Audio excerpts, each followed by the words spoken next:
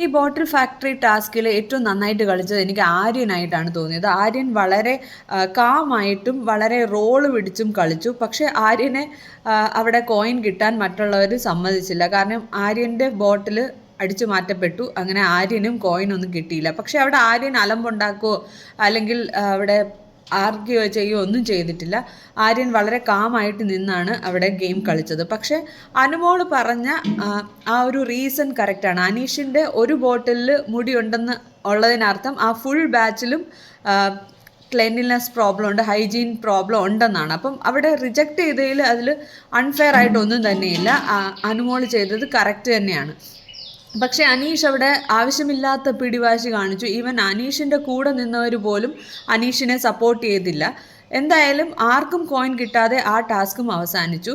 പക്ഷേ എനിക്ക് തോന്നുന്നത് ഈ ടീംമേറ്റ്സ് വിചാരിച്ചത് അവിടെ സാബുമാൻ കുറച്ച് ലീനിയൻ്റ് ആയിട്ട്, അതായത് സാബുമാൻ അത്ര വലിയ അഗ്രസീവായിട്ടുള്ള ഒരാളല്ലാത്തതുകൊണ്ട് അനുമോൾ വീണ്ടും അവിടെ ഭയങ്കര സ്ട്രിക്റ്റായിട്ട് പുള്ളിയെ ഡോമിനേറ്റ് ചെയ്ത് വീണ്ടും മറ്റുള്ള ആർക്കും ഗോൾ കോയിൻ കിട്ടാൻ പറ്റാത്ത രീതിയിൽ കളിക്കും. അതുകൊണ്ടായിരിക്കും ജിഷിനെ ഒഴിവാക്കിയിട്ട് അവർ അനുമോളെ വെച്ചതും അതുപോലെ സാബുമാനെ സെലക്ട് ചെയ്തതും. കാരണം ജിഷിനാണ് ആദ്യത്തെ ഡേയിൽ കുറച്ച് ലീനിയൻ്റ് ആയിട്ട് നിന്നത്. പക്ഷേ എനിക്ക് അത്ഭുതം തോന്നിയത് അനുമോളെയാണ് അവർ കീപ്പ് ചെയ്തിട്ട് ജിഷിനെ ഔട്ടാക്കി.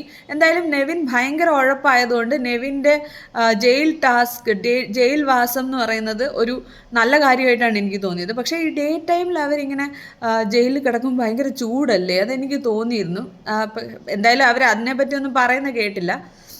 പിന്നെ ഇപ്പോൾ ഷാനവാസിൻ്റെ കുറേ ഡ്രാമ, ഭയങ്കര ഫ്രണ്ട്ഷിപ്പ് എന്ന് പറഞ്ഞിട്ട് അനീഷിൻ്റെ കയ്യിലിരുന്ന ആ ഒരു കോയിൻ അടിച്ചു മാറ്റാൻ ഷാനവാസും കൂടെ അവിടെ കൂട്ടു നിൽക്കുകയാണ്. അവിടെ ഫ്രണ്ടിനെ സപ്പോർട്ട് ചെയ്യുന്നില്ല.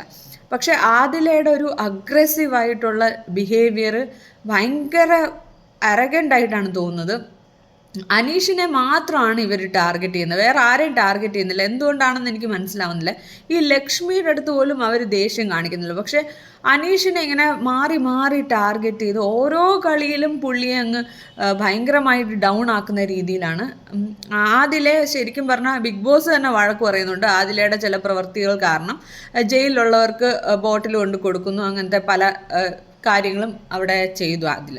പക്ഷെ ആദിലയ്ക്ക് ഒരു കൂസലും ഇല്ല. ഇപ്രാവശ്യത്തെ കണ്ടസ്റ്റൻസ് എങ്ങനെയാണെന്ന് പറഞ്ഞാൽ, ബിഗ് ബോസേ നിങ്ങളുടെ ടാസ്ക് ഒക്കെ അവിടെ നിൽക്കട്ടെ, ഞങ്ങളിവിടെ കുതന്ത്രവും പിന്നെ കുറച്ച് കുൽസിതവും പിന്നെ ഗോസിപ്പും ഫൈറ്റും ഒക്കെ ആയിട്ട് ഞങ്ങളങ്ങ് പൊക്കോളാം, നിങ്ങൾ ടാസ്ക് ഒന്നും തന്നില്ലെങ്കിലും കുഴപ്പമില്ല, നിങ്ങൾ തന്നാലും നമ്മൾ കളിക്കില്ല എന്നുള്ളൊരു ആറ്റിറ്റ്യൂഡാണ് കാണുന്നത്.